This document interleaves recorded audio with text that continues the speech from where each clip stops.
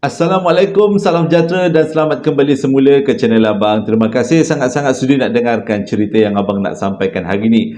Hari ini adalah permulaan kepada minggu ni dan Abang harapkan cerita yang Abang sampaikan dapatlah menghiburkan sambil-sambil kita buat kerja pada hari-hari pertama, minggu awal minggu memang kurang ada semangat sikit lah. Harap-harapnya cerita yang Abang sampaikan ni boleh memberi semangat sesuatu kan, memberikan sesuatu. Jadi sebelum kita mulakan cerita, marilah kita sama-sama berdoa kepada Allah Ta'ala.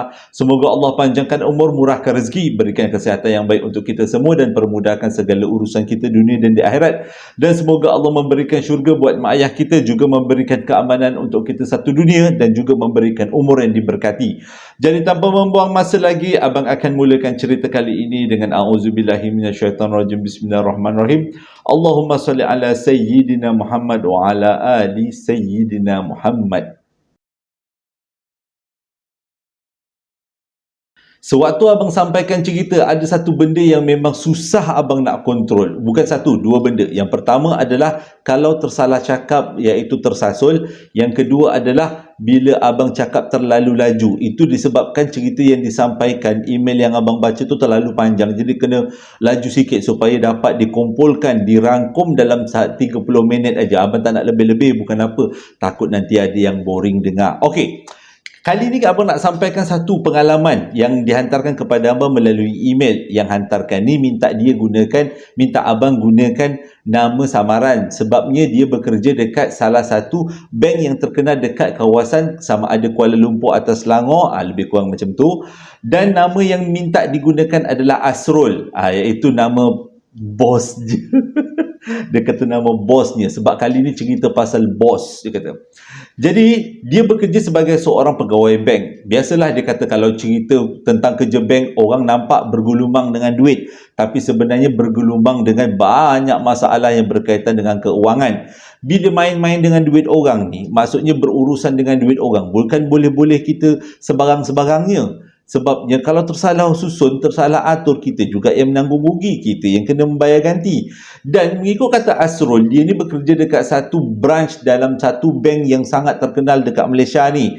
Banknya, abang tak boleh nak cakap kat sini sebab dia minta gunakan nama bosnya. Jadi kalau siapa-siapa yang tahu nama bosnya adalah Asrul, bolehlah kita kait-kaitkan dengan cerita kali ini. Okey. Kisahnya berlaku pada tahun 2002. Pada waktu tu Asrul memang happy sangat dapat bekerja dekat dalam bidang industri perbankan ni. Cumanya kehappiannya berubah apabila ada satu manager baru masuk, namanya Encik Asrul. Kenapa dia tak seronok dengan Cik Asrul? Sebab sebelum Cik Asrul tu masuk dekat dalam branch dia, banyak dah dia dengar cerita pasal Cik Asrul. Dia adalah orang yang cengeng, orang yang banyak mulut, banyak songel lah orang cakap. Dan ramai orang yang minta berhati-hati kepada Asrul ni kalaulah dia bekerja dengan bos dia ni, supaya dia kata tak terjadi apa-apa masalah kemudian hari. Benda yang paling orang takut dengan bos dia ni adalah dia suka maki hakmon. Dengan kata lain, orang yang dah terkena maki tu memang makan dalam. Dan itulah puncanya kenapa dia dipindahkan daripada satu branch ke satu branch lain. Kerana yang bos dia ni sebenarnya berasal daripada branch yang bukan branch, berasal daripada office utama, tapi disebabkan mulut dia ni dia dipindahkan ke branch. Kesian. Lepas tu branch pula yang terpaksa menanggung macam mana seseorang ni yang bernama bos ni yang suka memaki hamon ni. Jadi bila sampailah bos baru tu, berdebar-debar juga kata Asrul. Dia takutlah, kata kalaulah dia terbuat salah nanti dia jadi teruk kan. Dia ni pula memang bekerja, dia ni sebenarnya seorang bukanlah malas dia kata, tapi memang dia suka bekerja dalam keadaan yang tidak tertekan dan santai-santai. Kerana dia kata kalau dia bekerja tertekan sangat nanti dia salah buat keputusan. Nak jadi cerita pada satu hari, waktu ni bos Asrul dah masuk, dah ramai orang dia kata kena maki. Nak cerita pada satu hari, entah macam mana dia ada buat silap. Silap apa yang diceritakan dalam email tidak pula dinyatakan secara detail, tapi dia kata berkaitan dengan keuangan lah dia terbuat silap. Dia dah risaulah kalau misal kata bos panggil maki hamon dia tak dah telinga je lah. Tapi keadaan terjadi sebaliknya. Bos tu pada petang tu, sebelum habis kerja, dia pergi dekat tepi meja Asrul, dia boleh jerit, Ini ada macam orang putih kata ofensif sikit lah, yang menyakitkan hati sikit lah. Cumanya dia pergi dekat tepi meja asrul, dia jerit. Abang nak cakap pun abang macam serba salah. BODOH. Engkau kalau dah tak nak kerja kat sini, lebih baik kau berhenti. Itulah. Lepas tu adalah ayat-ayat sambungan-sambungan yang lain yang semuanya maki hamun, termasuk dia maki ayat dia, kalau macam ni lah baik-baik mak bapak kau tak lahirkan kau, menyusahkan orang dalam dunia. Hati mana yang tak sakit kata asal. Dia rasa waktu tu dia nak bangun, dah hempuk je bos dia, ataupun nak bagi satu cedok kali tu. Tapi dia kata dia tahan. Kalau dia bagi satu cedok kali, sekali cedok dekat perut bos dia, memang dia kena tahan dengan polisnya. Sebab selain daripada mulut bos ni yang jahat, ramai juga yang cakap bos ni jadi kaki ngadu dengan polis. Sikit-sikit report polis, sikit-sikit report polis. Dia tahu, dia takut kalau orang mengapa-ngapakan dia sebab mulut dia macam haram kan. Jadi waktu tu dia tahan hati, janganlah dia sampai cedok bos dia. Tapi baiklah, dia kata iman dia masih kuat. Telinga dia ni macam nak pecah dua. Dimaki-makinya hamun. Yang paling tak tahan ni dimaki hamun mak si Asrul, mak bapak si Asrul. Lebih baik engkau tak payah hidup kat dunia, menyusahkan ni. Memanglah Asrul cakap apa yang dia buat tu adalah satu kesalahan, tapi tidaklah terlalu besar. Masih boleh di backup lagi. Kalau dulu bos-bos yang dulu memang backup dia, cumanya dia kata kesalahan kali ni tak ada, boleh diselesaikan. Besar tapi tidak terlalu menakutkan dia kata. Tapi kali ni dia kena kau-kau dengan Asrul, dengan bos dia. Cumanya dia kata, ingatkan itulah kali terakhir dia kena maki dengan bos dia. Selepas daripada peristiwa tu, dia banyak kali menjadi target market untuk dihemburkan dengan kata-kata yang menakutkan. Main kepala mak bapak memang biasa, dia kata. Hati dia ni memang sabar je sebab dia berasal daripada keluarga yang memang susah. Dia orang ni duduk dekat flat dekat kawasan Kuala Lumpur. Mak bapak dia memang bergantungan dia, sebabnya bapak dia adalah seorang pengawal keselamatan. Jadi dia lah tempat dia untuk keluarga menampung harapan kan. Tapi kalau dia buat silap, maksudnya kalau dia pergi pukul bos ni, memang sasar lah dia kena berhenti. Nak pula boleh jadi kes polis. Disebabkan tu, apa setiap kali bos dia maki hamun, memang dia tahan telinga. Banyak kali, mungkin sebabkan dia tak melawan, sebab itulah dia menjadi target market untuk bos dia maki-maki dia. Tapi dia tabah. Ramailah kawan-kawan dia ni cuba bagi semangat dekat dia, Okey. Nak jadi cerita pada satu hari tu, dia kata dia dah tak tahan sebab kena maki dengan bos. Dia masuk dekat dalam tandas, sampaikan dia gigit kuku dia, berdarah-darah. Punyalah dia tahan marah. Dia kata kali ni, dia kata bukannya disebabkan dia main mak bapak aja, lebih daripada mak bapak tempat dia belajar. Dia kena, kau belajar universiti mana? Lebih baik universiti tu tutup lah, menghasilkan pelajar-pelajar yang macam kau ni. Lepas tu cara kerja, waktu tu dia kata bos dia memang bongkar balik. Aku dah banyak kali marah kau, dah banyak kali, dia kata bukan marah, aku dah banyak kali bagi nasihat pada kau. Sebab itu kalau patutnya kau dah berubah, tapi perangai kau macam ni juga, kerja kau macam ni juga. Dia tak adalah cakap lembut-lembut macam abang cakap. Dia cakap memang teruk-teruk gila, menjerit-jerit lah kan. Sampai menghempas-hempas fail. Sampaikan Asrul punyalah sakit hati, masuk dalam tandas, gigit kuku sampai berdarah-darah. Dia tak tahu nak buat macam mana.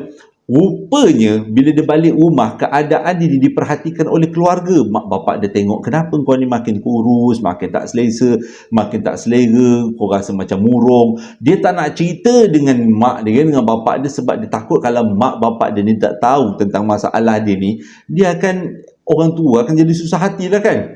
Tapi dia ni, walaupun rumah dia rumah flat kecil, bapak dia belum mak dia. Sebab mak dia memang dah uzur sangat lah. Bapak dia anak yang sulung. Jadi nenek dia ni, boleh kata nenek lah. Nenek dia ni memang dah uzur sangat. Dah tu hari tu, yang masa abang cerita dia marah-marah tadi tu, yang memang marah maki hamun tempat universiti dia kerja, mak bapak dia semua. Balik tu, dia balik lewat tau, lebih kurang pukul 11 malam baru dia sampai rumah. Sebab dia kata dia memang tak tahan, dia rasa stres sangat, dia kena ambil angin. Balik tu mak bapak dah tidur, dia pun makan. Lepas makan, entah macam mana dia nak pergi tengok nenek dia. Nak lupa abang nak cerita, nenek dia ni adalah bekas bukan bomoh, kalau tak silap abang, bukan bidan. Nenek dia ni adalah seorang bekas yang boleh mengubat-ubat orang lah, yang boleh nengok-nengok, yang boleh mengubat-ubat.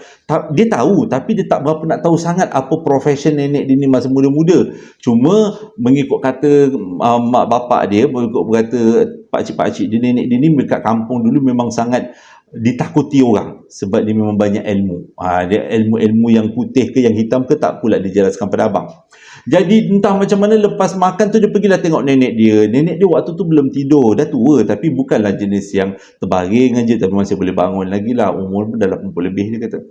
Jadi bila dia tengok nenek dia belum tidur, nenek dia pun tanyalah dia macam mana kerja. Dia kata okey je. Tapi orang tua kan dia boleh tahu apa macam mana bentuk muka anak-anak kan, anak cucu kalau keadaannya dalam keadaan tak selesa. Lepas tu nenek dia cakap macam ni lah, dia kata nenek bagi kau satu amalan, kau amalkan benda ni. Dia kata benda ni kalau kau amalkan orang akan hormat pada kau. Dia kata oh iyalah, bila dengar macam tu dia ikutlah apa amalan yang nenek nak bagi. Nenek dia kata kita mulakan dengan Bismillahirrahmanirrahim, dengan nama Allah Maha Pemurah Maha Pengasih. Dia kata lepas tu baru dia masuk. Dia kata mentera dia bunyinya macam ayat-ayat Quran tapi sebenarnya mentera. Ada masuk bahasa Melayu sikit, ada masuk bahasa Arab sikit. Lepas tu kesudahannya dengan sadaqallahul azim. Waktu tu Asrul tak terfikir yang itu adalah mentera. Dia ingatkan itu adalah satu ayat pendinding yang daripada petikan-petikan daripada Quran. Jadi bila dia dah baca ilmu tu, dia baca benda tu banyak kali, nenek dia kata amalkan. Dia kata lepas tu kalau kau jumpa dengan orang yang kau rasa kau terancam, kau sembuh dekat kepala dia. Nanti insya-Allah dia kata dengan bantuan Allah Taala orang tu akan reda, akan tak akan buat benda yang pelik-pelik dengan kau lagi lah, dia kata. Jadi dia pun tak ada rasa fikir gembira ke, dia tak ada rasa fikir sedih, takut ke, cuma perasaan marah dengan bos ni masih meluap-luap lagi lah. Dan malam tu dia tidur. Malam tu dia mimpi dia berada dalam satu kawasan, dia kata dalam bilik putih, dan di kejauhan dia kata ada nampak satu titik warna hitam. Nak kata titik tu memang titik yang besar, tidak, dia kata, tapi kalau daripada jauh tu dia punya titik tu besarnya macam ibu jari kaki. Dia tak ada besar sangat, kata. Nampak titik tu dalam hitam. Dia duduklah dalam bilik tu, dia tengok je titik tu tak ke mana-mana, titik tu dekat situ je. Esoknya dia bangun tidur, dia macam terfikir-fikir apa benda sebenarnya yang dia mimpikan. Adakah mimpi dia tu berkaitan dengan ilmu yang nenek dia bagi tapi dia simpan je lah. Nanti abang sambungkan bahagian kedua. Bila bangun pagi dia tu, dia memang dah tak sabar-sabar nak try ilmu yang nenek dia bagi, dia kata. Dia pun tak tahu seberapa ampuh ilmu tu. Memang belasah je lah. Apa bila dalam kereta tu berzikirlah dengan Bismillahirrahmanirrahim, dengan nama Allah, yang gitu, yang gini. Dia hafal. Supaya dia kata bila dia berhadapan dengan bos dia ni memang nak sembuh. Mana tahu ilmu yang nenek dia bagi ni menjadi kan. Jadi bila sampai dekat office, belum apa-apa lagi dia dah kena maki dengan bos dia. Waktu tu memang dia duduk sebelah bos dia. Bos dia tunjuk ni seolah-olah macam dia je lah yang buat salah dekat company tu. Padahal ramai lagi orang lain yang buat salah tak pula kena marah. Dia memang dia jadi target market kan. Dia bos marah. Itulah dia kata memang nak jadikan cerita kan, waktu bos dia tu marah tu, waktu tu dia berdiri sebelah bos dia. Bos dia tengah duduk. Lepas tu bos dia tu macam conteng dekat kertas lah.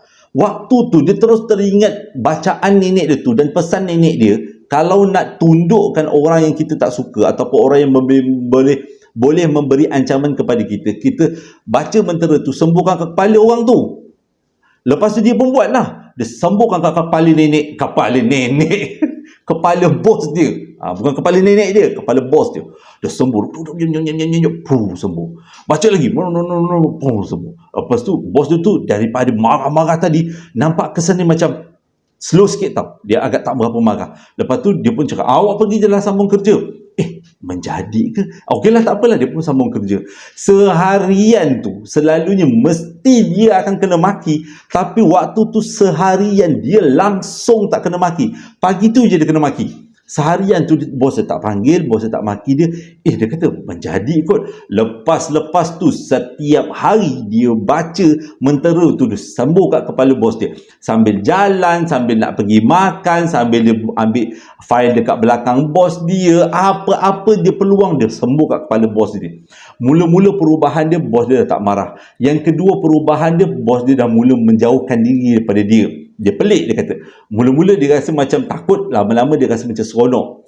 Lepas tu lama-lama kelamaan bos dia nak berselisih dengan dia pun tak nak, sebut nama dia pun tak nak. Pernah kawan-kawan dalam meeting sebut dia nama dia, apa kata kita suruh Asrul buat, jangan suruh. Jangan suruh Asrul buat. Apa pun kerja jangan suruh Asrul buat. Biarkan kita bagi penghormatan pada Asrul.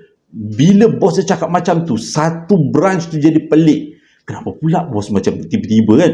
Selalunya kalau dengan nama Asrul dia maki hamunnya, tapi kali ni tak kasih pula kerja. Dia kata apa pun yang Asrul minta tunaikan. Dia rasa memang bila dia dengar cerita daripada kawan-kawan dia, apa yang bos dia cakap, dia betul-betul percaya dengan apa yang nenek dia bagi, betul-betul itu ampuh punya ilmu. Jadi cumanya dia kata semenjak dia amalkan benda tu, dia akan mimpi setiap malam berada dalam satu bilik putih, dan dia mimpi titik hitam tu semakin lama semakin besar, semakin lama semakin besar, dan sampaikan keadaan putih bilik tu macam dah agak kesuraman sikit sebab titik tu dah semakin besar. Dia mula tak faham apa benda. Okeylah, bos dia pun dah semakin okey, dah semakin tak berani nak arahkan dia. Setiap kali dia datang kerja dia rasa semangat, sebabnya dia setiap kali dia akan renew, dia akan baca dan baca lagi pada bos dia supaya bos dia betul-betul tunduk dekat dia. Sampaikan, dia kata dia punya ampuhnya ayat tu, sampaikan waktu dia tengah kerja, bos dia datang bawa air. Bawa air, dia cakap bawa air, agaknya bos dia bancuh dekat pantry, dia bawa air pada Asrul, bagi Asrul minum. Jangan cakaplah, dia kata waktu tu dah dekat-dekat nak musim-musim nak puasa kan, belikan macam-macam korma lah, apalah, segala-gala, sampaikan ada orang memang satu office tu semua anggap bos ni memang ada yang tak kena, bos ni ada yang pelik. Okay. Jadi keadaan itu menjadi satu pertanyaan yang menjadi persoalan yang besar dalam pejabat ini. Cuma di antara kawan-kawan, dia kata Asrul, ada seorang tu yang agak alim sikit lah. Orang panggil dia Ustaz, dia kata.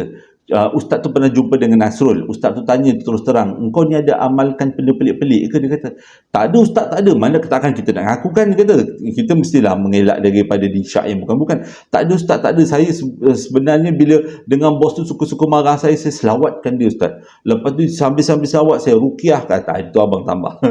Saya selawatkan dia Ustaz. Jadi Ustaz tu macam antara nak percaya dengan tak percaya. Tapi bila dah Asrul berkeras cakap macam tu, Ustaz tu nampak macam percaya je lah. Tapi lega juga bila nampak Ustaz tu percaya. Takut juga kalau Ustaz tu syak yang bukan-bukan kan. Okey, jadi nanti abang sambung bahagian ketiga. Satu malam tu Asrul mimpi dia berada dalam satu bilik yang putih, yang dulunya abang cerita putih tu kan. Cumanya dia kata kali ni bilik dia, seluruh bilik dia dah bertukar jadi hitam.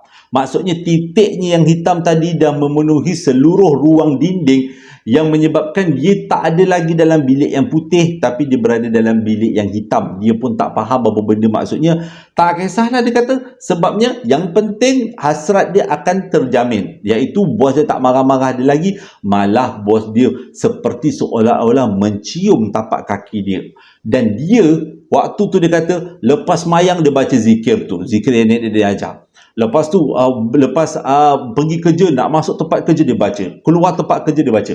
Kalau dekat belakang kepala bos dia memang dia renew setiap kali lah. Lalu sebelah bos dia baca. Bos dia sampai tak nak jumpa dengan dia, takut dengan dia. Jadi dia kata satu hari tu dia dalam keadaan yang seronok sangat, tengah seronok lah mengamalkan ilmu yang nenek dia bagi tu, dapatlah berita bos dia ni accident.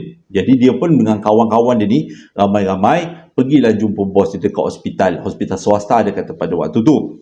Sebab biasalah bank kan, dia kata bank akan membiayai pekerja-pekerja ni duduk dekat hospital swasta. Sampai dekat hospital, bos dia nampak je dia, terus bos dia menikus macam nampak hantu. Lepas tu bila dia nak salam bos ni memang salam dalam keadaan yang dia punya muka macam tolong jangan buat apa-apa dekat aku, tolonglah, tolong aku, macam tu. Gitu. Dia punya takutnya dengan Asrul.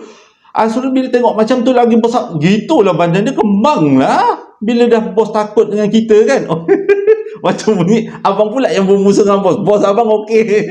Bos kalau dengar cerita saya ni, saya tak ada masalah je dengan bos. Saya okey je dengan bos. Tak ada masalah, bos okey. Takut bos abang dengar pula cerita ni kan. Ini cerita kau ni ke dia? Jom cerita kau ke ni? Tak ada bukan. Jadi dia pun bila dah macam tu dia rasa seronok lah, dah seronok. Cumanya balik daripada melawat kawan-kawan, melawat bos ni, kawan-kawan dia tanya tau. Mula dah rasa macam tak sedap hati, ada yang tak kena. Jadi melalui ustaz ni bawa lah pertanyaan-pertanyaan daripada kawan-kawan dan tanyakan dengan si Asrul, betul tak Asrul ni memang tak amalkan benda yang pelik-pelik ke? Tak ada benda-benda yang khurafat? Atau Asrul kata tak ada juga. Rupanya selain daripada ustaz tu, dekat dalam office tu adalah nama seorang tu Kak Zaitun kata. Kak Zaitun ni memang dia punya hijabnya ada kalanya terbuka. Jadi Kak Zaitun beritahu si ustaz ni tadi yang katanya si Asrul ni dia punya auranya hitam. Maksudnya dia kata mukanya sampai kaki macam penuh dengan benda-benda noda-noda hitam, dia kata dakwat-dakwat hitam. Jadi ustaz sampaikanlah kepada si Asrul ni yang mengatakan yang Kak Zaitun nampak engkau ni macam diselubungi dengan benda-benda hitam. Zaitun pula. Asrul bila dengar macam tu, dia dah rasa macam tak sedap tau, rasa macam tak selesa. Jadi dia balik rumah tu dia okey je, dia okey. Cumanya dia kata dia sejak daripada Kak Zaitun dan ustaz bagi tahu macam tu, dia rasa macam ke mana-mana dia pergi ada orang perhatikan dia, dan dia rasa macam kat belakang dia macam ada benda yang mengikut dia. Tapi kalau dia tahu ke belakang tak ada. Sebenarnya dia kata daripada awal dia amalkan ayat tu, memang dia perasan belakang dia ada orang macam dekat sangat dengan dia, tapi dia tak terlalu takut sangat. Dia kata sebab hasrat ni memang nak menjatuhkan bos tadi. Tapi bila dengar Kak Zaitun cakap macam tu, ustaz cakap macam tu, dia dah rasa tak sedap hati. Jadi balik tu dia ceritalah dengan mak dia ni. Dia cerita dengan mak dia apa yang terjadi dan ilmu yang dia ambilkan. Mak dia punyalah terkejut. Lepas tu mak dia sempat cerita lain kali, dia kata kalau dengan ilmu nenek ni jangan kau ambil, dia kata. Jadi tanya kenapa? Dia kata orang dulu dia kata dia amalkan, tapi dia sendiri tak tahu itu amalan yang baik atau tak baik. Sebabnya orang dulu dia kata kalau disebut Bismillahirrahmanirrahim, oh baik. Kadang-kadang kata mak dia ni ada mentera-mentera yang sengaja nak campur-campurkan dengan ayat Al-Quran, bertujuannya adalah untuk mengelirukan umat Islam supaya nampak macam benda tu nampak baik. Sebenarnya itu sejenis mentera. Sejenis mentera yang buktinya dalam ayat Quran ada pula dicampur-campur dengan ayat-ayat Melayu, dan juga ada juga yang campur-campur dengan ada ayat-ayat Jawa sikit, je macam tu. Jadi benda yang pelik-pelik macam tu, itu bukannya benda baik, itu adalah mentera. Tapi dia dah waktu tu bila mak dia cakap mentera, dia dah terfikir satu tau. Alamak, dia kata masuk neraka lah. Sebab ialah orang Islam, sebagai orang Islam tak boleh amalkan benda-benda yang berkaitan dengan syirik, iaitu macam ni mentera-mentera minta pertolongan selain daripada Allah Ta'ala, memang tak masuk syurga lah kalau sebagai orang Islam kan. Jadi bila dengar penjelasan mak dia ni, dah kecuak lah kan. Jadi mak dia pun beritahu dengan bapak dia. Oh, bapak dia marah jugalah dengan dia. Lain kali dengan nenek tu jangan diambil ilmu apa-apa. Bapak ni pun sebagai anak pun memang berhati-hati. Nenek tu memang banyak ilmu, tapi itulah yang dibagikan engkau ni ilmu yang tak kena. Lepas sebab Asrul cerita dengan mak bapak dia ni tentang mimpi yang dialami tu, benda putih tu. Bapak dia cakap ada dua kemungkinan benda putih tu, sama ada benda tu adalah pendampingnya ataupun benda yang menjadi teman peneman kepada ilmu yang nenek dia bagi ni, ataupun ia melambangkan jiwa Asrul sendiri yang telah dinodai dengan dosa, dosa syirik kan, yang berwarna hitam. Jadi bapak dia pun tak tahu. Cuma yang bagusnya ialah bapak dia ni anak yang sulung, dan bapak dia ni boleh memutuskan ilmu-ilmu nenek dia. Macam mana bapak dia tahu? Sebab bapak dia belajar dengan arwah atuk dia. Rupanya atuk dengan nenek dia ni memang berentam, tak ngam. Nampak macam aman bahagia, sakinah mawadah warahmah. Tapi sebenarnya dalam kehidupannya, nenek dengan atuk ni memang tak ngam. Sebabnya nenek ni suka mengamalkan benda-benda yang pelik-pelik. Dia suka bila ada orang ajar, hafal. Atuk ni pula jenis yang alim. Kau jangan hafal benda-benda macam ni. Tapi nenek tak nak dengar. Sebab nenek ni memang jenis suka nak menuntut ilmu, tapi ilmu yang lain lah kan. Sebab itu si atuk ni setiap kali ada orang yang terkena ilmu dengan nenek dia ni, atuk ni boleh putuskan. Dia ada cara memutuskan ni. Jadi bapak dia pun dah belajar dengan arwah bapak dia. Bapak si Asrul belajar dengan arwah bapak dia macam mana nak memutuskan ilmu tu. Dan selepas bapak dia membaca sesuatu dekat dalam air, dah baca benda-benda lah, surah-surah yang tertentu. Lepas tu bapak dia semburkan dekat dalam air Asrul minum. Jadi malam tu Asrul kata dia mimpi dia berada kembali dalam satu ruang yang warna putih dan dia nampak titik hitam tu, tapi titik hitam tu jauh sangat. Itu je lah dia kata. Jadi berbalik kepada bos dia ni, bila dia dah putuskan ilmu tu, esok paginya, bukan esok pagi ni, maksudnya selepas dia pergi kerja dan satu hari tu bos dia datang, okey, teka bos dia marah dia ke tak? 1, 2, 3, bos dia maki dia. Sejak daripada tu bos dia maki dia lagi dan sama teruknya dengan yang dulu, main mak bapak main kepala. Tapi Asrul fikir biarlah, kalau dia nak, bos dia nak maki, dia pun orang tua, dia kata dah umur 50 lebih, paling tinggi pun maki-maki tersedak meninggal. Macam tu kan dia kata. Jadi dia sebagai orang muda masuk telinga kanan keluar telinga kiri je lah. Yang penting dia tak amalkan benda pelik-pelik, tapi sejak daripada tu dia rasa lebih aman lah. Dan dia buat kerja dengan baik lah, dia kata. Dia perbaiki keadaan dia. Mungkin apa yang bos dia cakap tu betul, dia banyak buat silap dalam pekerjaan dan dia perbaikilah keadaan dia. Jadi sejak daripada tu, walaupun bos dia maki, tak kisahlah maki sampai orang yang dengar pun takut dengan depan customer pun Asrul kena maki. Memang dia jadi target marketnya lah. Cuma Asrul kata dia masuk telinga kanan keluar telinga kiri dan dia lebih tenang selepas tu. Itu dia kata.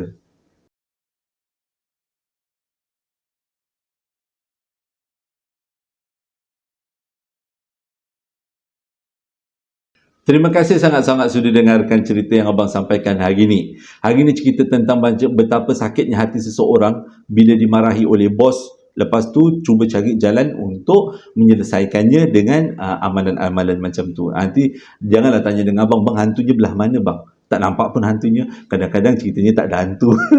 Ceritanya untuk iktibar pengajaran kali ini kan tentang ilmu-ilmu kan. Okay. Jadi sebelum abang tamatkan cerita, abang nak sampaikan beberapa ucapan hari jadi. Ucapan yang pertama sebenarnya salah seorang daripada JSPL Klan ataupun JSPL Hari Keluarga JSPL minta kita semua doakan pada hari 8 hari bulan 1. Kalau tak silap abang, hari ni lah kan hari Isnin. Abang rakam ni pada 7 hari bulan 1 ni. Jadi 8 hari bulan 1, Cik Jah minta kita doakan. Cik Jah ni nak pergi operation pada 8 hari bulan 1. Operation, dia ada penyakit kanser usus kalau tak silap abang. Kanser perut.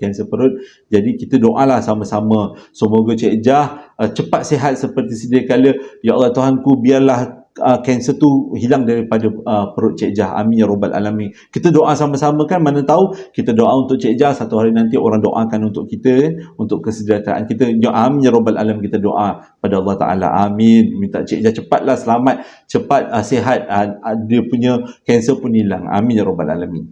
Ucapan yang kedua datangnya daripada seseorang yang bernama Muhammad Azwan. Dia kata dia nak sampaikan ucapan selamat hari jadi buat anaknya yang keempat, yang mana hari jadinya jatuh pada 15 hari bulan 1.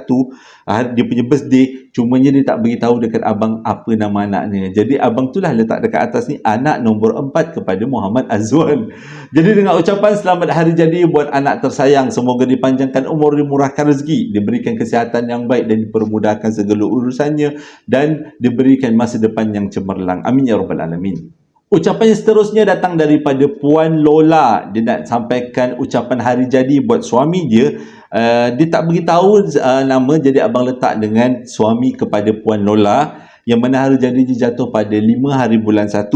Dan dia kata pada 30 hari bulan 1 akan datang adalah anniversary dia dengan suami dia, genap umur 14 tahun. Dia orang berkahwin. Jadi daripada pihak JSPL, abang ucapkan selamat hari jadi buat suami kepada Puan Lola. Semoga dipanjangkan umur, dimurahkan rezeki, diberikan kesihatan yang baik dan dipermudahkan segala urusan. Dan juga selamat menyambut ulang tahun perkahwinan buat Puan Lola dan suaminya. Ada ucapan tau, dia kata minta abang sampaikan. Terima kasih kerana bersabar dan menerima dengan perangai isterimu ini hingga ke saat ini. Abang dah terpayang bukan-bukan. Puan Lola ni garang kot. Maaf Puan Lola, saya ni gurau-gurau aja. Kita dalam perkahwinan kan dah 14 tahun kahwin, ini lah kira satu perkahwinan yang panjang lah. Minta-minta sakinah mawaddah warahmah lah, kekal hingga ke syurga. Amin ya rabbal alamin. Ucapan yang seterusnya datang daripada seseorang yang bernama Robbie Joe. Dia nak sampaikan, dia kata diminta kita semua sampaikan selamat hari jadi. Ucapan selamat hari jadi buat diri dia yang mana hari jadinya jatuh pada 3 hari bulan 1 yang lepas. Dia kata. Jadi sebenarnya hari jadi ni daripada pihak JSPL, abang ucapkan selamat hari jadi buat Robbie Joe. Semoga diberikan dipanjangkan umur, dimurahkan rezeki, diberikan kesihatan yang baik dan dipermudahkan segala urusan. Ucapan yang seterusnya datang daripada Yuri Inopza. Dia nak sampaikan ucapan hari jadi buat ibunya yang bernama Izzatul Azma. Hari jadinya jatuh pada 11 hari bulan 1. Dan juga ayahnya Muhammad Aziz yang jatuhnya pada 12 hari bulan 1. Selang sehari dengan mak dia. Dan juga ulang tahun perkahwinan buat mak ayah dia iaitu jatuhnya pada 26 hari bulan 1, genap umur perkahwinan 31 tahun. Jadi daripada JSPL ucapkan selamat hari jadi buat Puan Izzatul dan juga Encik Aziz. Semoga dipanjangkan umur, dimurahkan rezeki, diberi kesihatan yang baik dan dipermudahkan segala urusan. Juga selamat menyambut ulang tahun perkahwinan yang ke-31. Semoga diberikan perkahwinan yang kekal bahagia hingga ke syurga. Ucapan yang ketiga, ucapan yang seterusnya datang daripada Rafael Haizar. Dia nak sampaikan ucapan hari jadi buat anak buahnya iaitu Azrin Hasnina Riza yang mana hari jadinya jatuh pada 6 hari bulan 1, genap umur 14 tahun.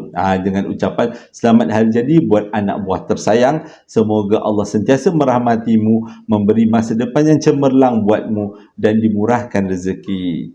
Ucapan yang seterusnya datang daripada seorang ibu yang bernama Yati Hasni. Dia nak sampaikan ucapan hari jadi buat anaknya yang bernama Lufia Maisarah yang mana hari jadinya jatuh 4 hari bulan 1 yang lepas, genap umur 8 tahun. Dengan ucapan ibu sayang kakak, ibu doakan kakak sentiasa diberikan kesihatan yang baik, dipanjangkan umur, dimurahkan rezeki dan semoga kakak diberikan masa depan yang cemerlang.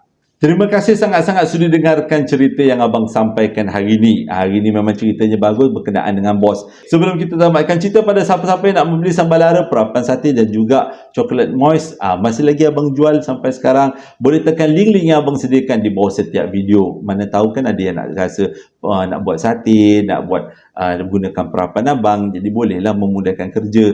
Lepas tu sambalnya pula, ada yang kata boleh buat sambal nasi lemak. Bagi abang sambal tu memang super pedas. Abang rasa macam walaupun sendiri yang hasilkan kan, tapi rasa macam pedasnya.